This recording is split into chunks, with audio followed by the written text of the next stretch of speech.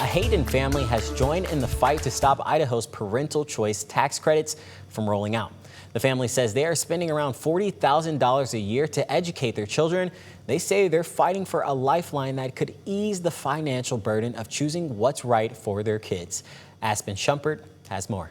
I think public school education has its place, as does private school education, as does homeschooling. The Lobue family moved to Hayden, Idaho from California in 2020. We, at the time, knew very little about Idaho, other than that there was a lot of freedom in terms of homeschooling your children the way you deem appropriate. Now, with 7 children from ages 1 to 17 and 5 of them school-aged, the family is using every education option available. We had children with a variety of learning disabilities and neurodivergence, and so we were trying to find what would be the best fit for them that would also incorporate the therapies that they needed.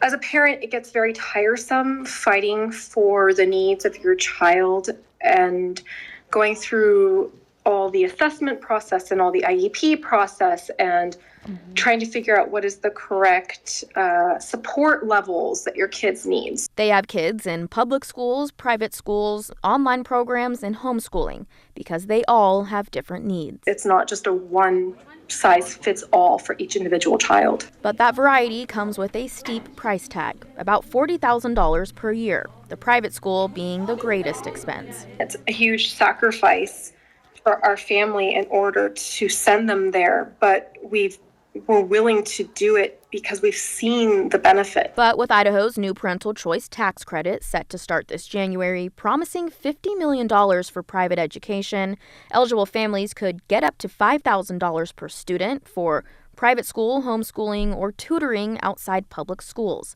something the Lobues are excited to apply for. Parents should have the choice of where they want their children to go to school, and that if it's possible for them to receive assistance in that process, and it should happen. A lawsuit has been brought against the state to try and stop the credits from being implemented.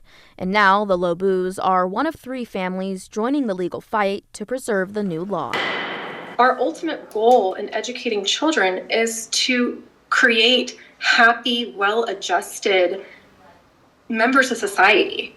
And if we begin that in the earlier years and we give the children what they need when they need it, we are going to have happier, better adjusted adults in our society.